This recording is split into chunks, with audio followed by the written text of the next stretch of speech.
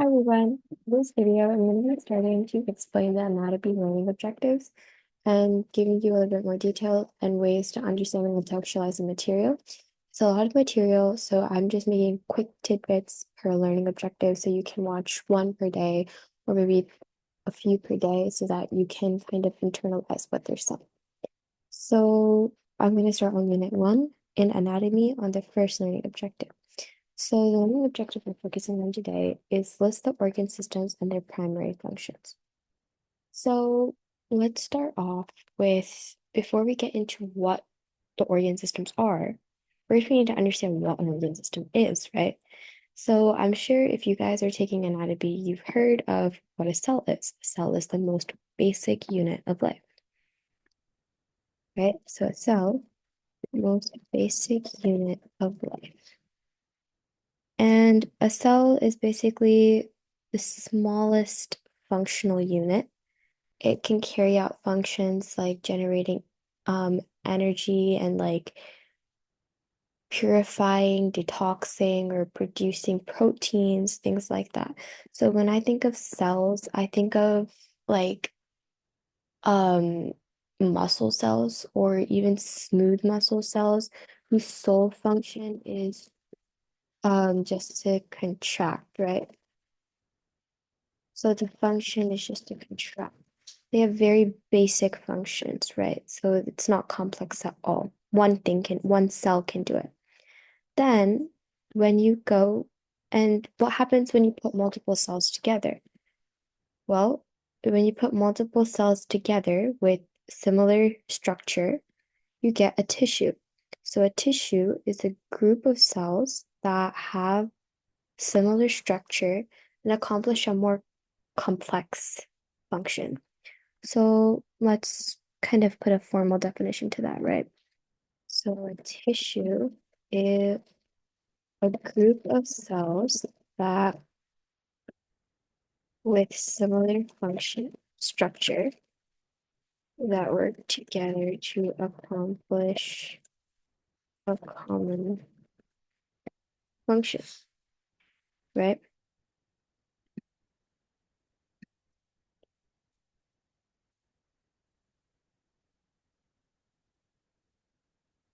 Okay. So I'm trying to think of an example of a tissue, right? So when I think of a tissue, I'll immediately think of a skin tissue. So skin tissue can be broken up into actually multiple different layers, right? So when we think of skin tissue, we think of three different layers, right? So if we take the skin on top of your hand, and let's take a cross section. So one quick thing, whenever you say a quote unquote cross section, it's basically cutting it down the middle. So if I were to take a cube, right, and take a cross section of the cube, sorry, this is a horrendous cube, but you get the point. And you were to take a cross section of it, that would could be basically splitting it down the center like so. So yeah. Or you can even take a cross section vertically as well. So basically cutting it down vertically like so. And basically what you're gonna see is a 2D image of a 3D portion, right? So let's take a look at that. When you look at the first part of your skin, the first layer you're going to see is your pigmented part, which is known as your epidermis, right? Just to make things faster, I will, oops, increase the width. So this is your epidermis, which is the topmost layer.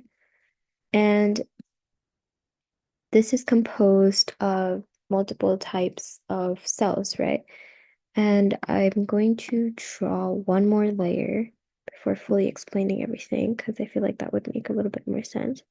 This pink portion over here, which is the thickest portion of your skin, is known as your dermis. So this is where majority of your sensory receptors are. And finally, your subcutaneous fat, which is like the bottommost layer, and it gives cushion to your skin. So why am I bringing this up, right? Well, it's because your dermis and your epidermis and even your subcutaneous fat are all composed of individual cells. So if you were to like kind of a deeper look into your subcutaneous, oops, let me change the color to black. If you were to take a look into your subcutaneous fat, you would see a fat cell in there. You would see, let me, oops, okay. You'd see a fat cell, also known as an adipose cell, right? Adipose cell in your subcutaneous fat. Then inside, you could also actually see a few blood vessels and everything, but we'll save that for another day. I'll talk about what's in your dermis. So your dermis is actually my favorite layer of the skin. You see a lot of sensory receptors. So my favorite one is known as Passinigen's corpuscles, which basically are located deep into your skin. And Merkel's receptors, which are located near the surface of your epidermis. And all these are all sensory receptors, right? So these are all cells. I'm going to change the color to blue.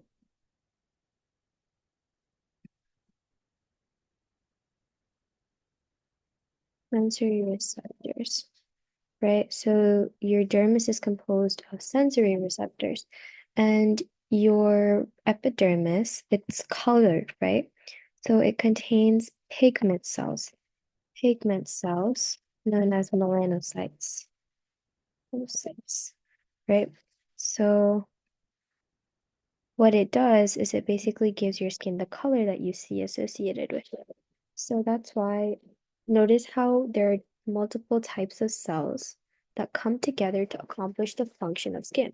So now let's think about how these play out together, right? Like what function is your skin tissue trying to accomplish? Well, your skin tissue is trying to protect, insulate, and receive sensory information. Well, your fat cells provide insulation and support. They protect. Your epidermis acts as the first barrier to kind of any damage, and your dermis contains sensory receptors for you to kind of sense information. So that's what a tissue is. And then finally, you have multiple types of tissues coming together to make an organ, right? So your organ is one of the most complex units, and it's made up of multiple types of tissues, right? Let's write this up. Organs are made up of multiple types of tissues that work together to accomplish the general function. It's a unit almost. It's like literally a unit almost. That's how I remember it, right? So what I like to think of it is like different groups of tissues working together to kind of make this organ. And let's think about this in terms of the heart, right? So in your heart, you have various types of tissue. You have cardiac tissue, which is super duper, like that's the main type of tissue you're actually going to find in the heart. And if you look closely at the tissue, it's quite literally composed of, oops, not need the one in the text box. Let's see.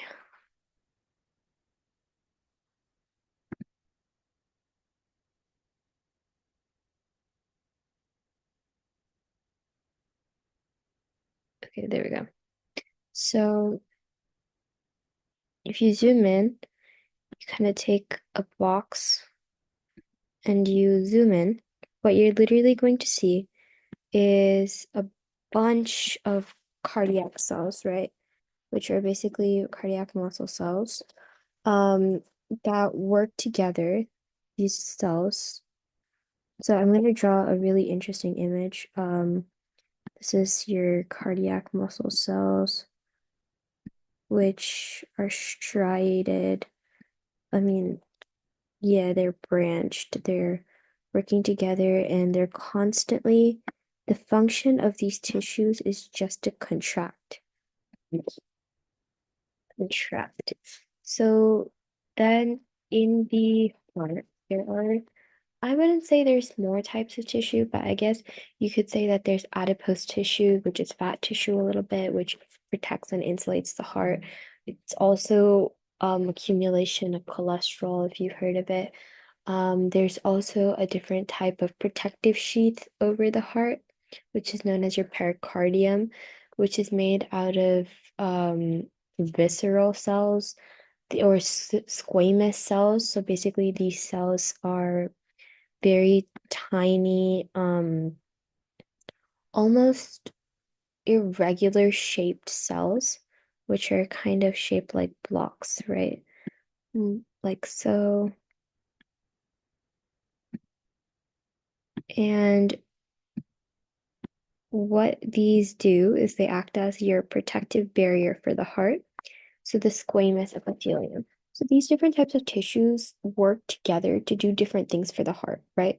So really, if you think of it, I always think of it as a relationship between atoms, molecules, um, atoms, elements, and molecules.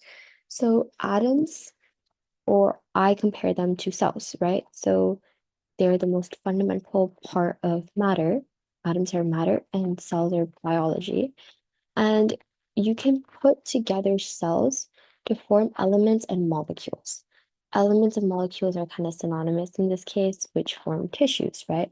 So they have their own identity.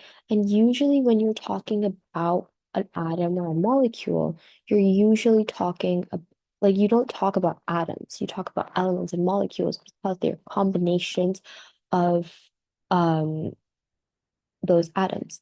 So similarly, I compare atoms and molecules. Atoms and molecules, for me, sorry, elements and molecules are equivalent to tissues for me because they contain, I'm gonna change colors because they are basically clusters of elements slash cells, atoms slash cells which can be the same type or different. Remember, in a tissue, you can have multiple groups of cells, right? Like it doesn't just have, oh, sorry, it doesn't just have to be a one type of cell. It can be multiple types of cells. Then when you talk about compounds, right? For me, compounds are different types of elements and molecules coming together to form one big unit, right? Similarly, let's see if I can fit another piece of text in here.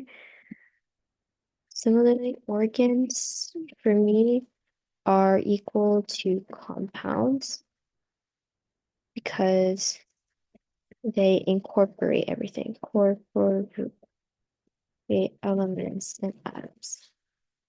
I mean, elements and molecules, sorry.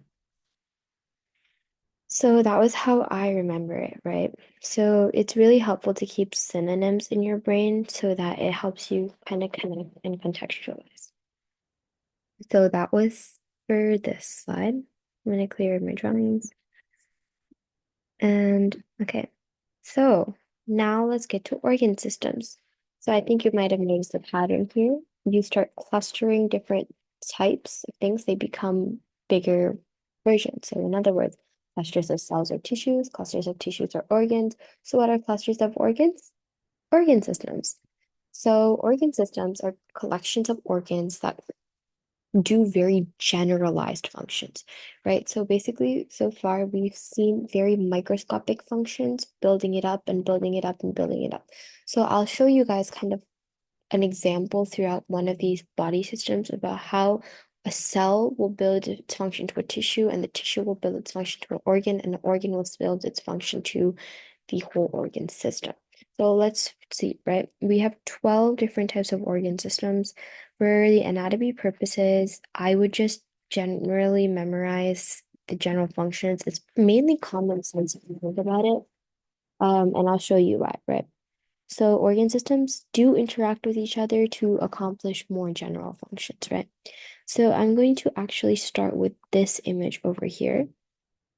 And let's see. So first you have your integumentary system. So integumentary system is basically your hair, skin, and nails. So immediately when you think hair, skin, and nails, what I think is just protection, right? Your nails are hard and dense, your skin is thick, and your hair is pretty thick too. These are just to protect your body, right? So it encloses internal body structures. So the skin wraps around the body, and it's the site of many sensory receptors, right? Because if you pull on your hair, you hit your nail, or you bruise your skin, it's gonna hurt. So it's the site for sensory receptors. So in this one, we know that our individual sensory neurons, if you guys have watched my previous videos, you know what sensory neurons are. Those are basically cells embedded in your dermis that receive external stimuli, such as when I touch my skin, the neurons that tell your brain that I'm touching my skin is the sensory neurons. That will integrate into your nerves, which are collections of cell axons, and those nerves will go into your spinal cord, which is a collection of tissues, right? And then into from your spinal cord it will go into your brain, which is an organ, right? It consists of many layers of tissues. It'll be processed and will be sent out through nerves. So then you have your skeletal system. So your skeletal system is just bones, okay? You think bones, but then you also have cartilage, right? Because cartilage is hard, stiff. It's basically soft bone almost. Underdeveloped, undeveloped bone is one way to put it. We'll see why in the future videos. Then you have your joints, right? So if you think about it, it's really just anything you would think related to bones.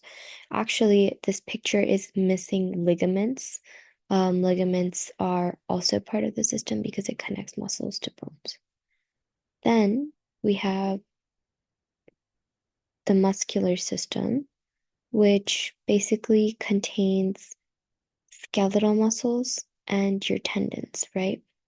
So your skeletal muscles are located throughout your body, and you have basically they're attached to your bones and they enable movement, right?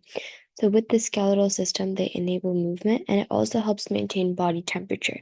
So if you think about it, right, why does it help maintain body temperature? As you keep moving around, your blood will circulate more, right? And what helps circulate the blood? That's your muscles. So it enables movements and it helps maintain body temperature. So you see your skeletal muscles and your tendons.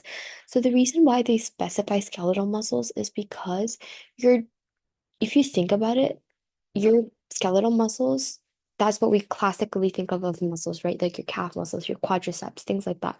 But your tongue is also a muscle, and your eyes have muscles in them, and even your intestines have muscles in them, but they aren't consciously controlled.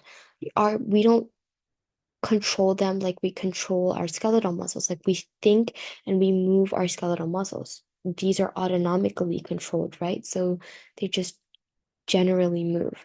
So that's why we specify skeletal muscles. Then we have our nervous system, right? It detects and processes sensory information and activates bodily responses.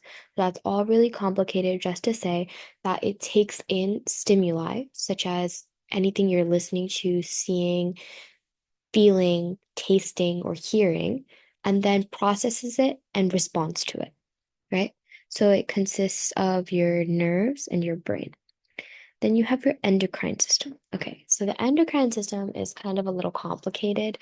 It contains basically a bunch of different glands located throughout your body, such as your pituitary, thyroid, pancreas, adrenal, and testes and ovaries.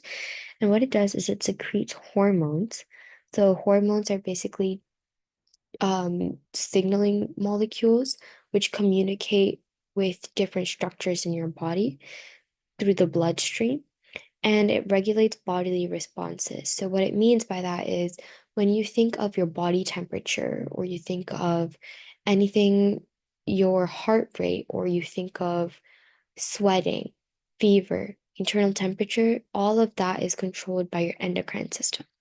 Even your anything related to cyclical cycles, such as your menstrual cycle and the testes cycles, are also controlled by your endocrine system.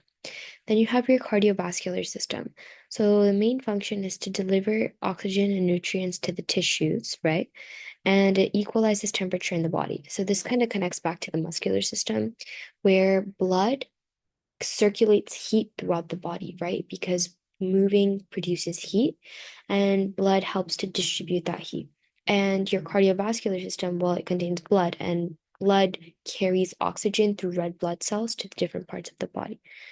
Then you have your lymphatic system. It returns fluid to the blood and defends against pathogens. So basically, all throughout your body, you have small lymphatic vessels which collect liquid produced by your tissues. These have germs, pathogens, things like that, right? And it has contains fluid balance. So basically, what it does is it'll go to your um these vessels are kind of like your vein, but much smaller, and they're intertwined between capillaries, which are in your cardiovascular system. And basically, they're very, very small tubes that go all around your body and collect lymphatic fluid and bring it to kind of collection sites, purification sites, where they're purified and returns that lymphatic fluid back into your tissues so that it can kind of regulate the passage. Then you have your respiratory system. So respiratory system is kind of self-explanatory. It contains your lung, your nose, and your trachea. It basically allows you to breathe in and delivers oxygen to the blood, right? So it removes carbon dioxide from the body. So when you exhale, it removes oxygen, produces the gas exchange, takes in oxygen, removes carbon dioxide, and delivers blood. You have your digestive system. Okay, the digestive system, I'm sure you guys already know what that is. It basically processes your food and removes waste, right? So that contains your stomach, liver, gallbladder, large intestine, small intestine. Basically, anything you associate with food, it's in that system. Then you have your urinary system, right? So your urinary system contains your kidneys, your bladder, and your urethras and all of that, right? So what it does is it controls fluid balance. How? Well, the main way that our body expels water is through sweat and urine. Well, sweat is not technically part of the urinary system, right? We don't, you get, yeah. So therefore, urine regulates the amount of water that's in our body. And it takes, so what the kidneys do is they take blood in and filter out all the waste. And it takes water from the large intestines and everything, and dumps all the waste into the water and expels it out. Then you have your male and female reproductive system. The main purpose of these two are just to reproduce and prepare your body for reproduction. So through puberty, it produces sex hormones and mature sex follicles in the case of females, and it causes fluctuations in estrogen. It produces estrogen, it produces your sex hormones like testosterone and estrogen. And what it does is it makes sure that you are prepared to procreate. In other words, it produces sperms in the case of men, and it's responsible for delivering semen into the female reproductive system. And in the female reproductive system, it's responsible for maturing ovum and fertilizing the eggs, creating a habitat for the embryo, and also when it's fertilized, creating a home for it. And most importantly, arguably most importantly, is the production of breast milk, right? So that it can feed and grow the fetus. So yeah, that's lesson learning objective one. I hope this was helpful, and I'll see you in the next video. Bye, everyone.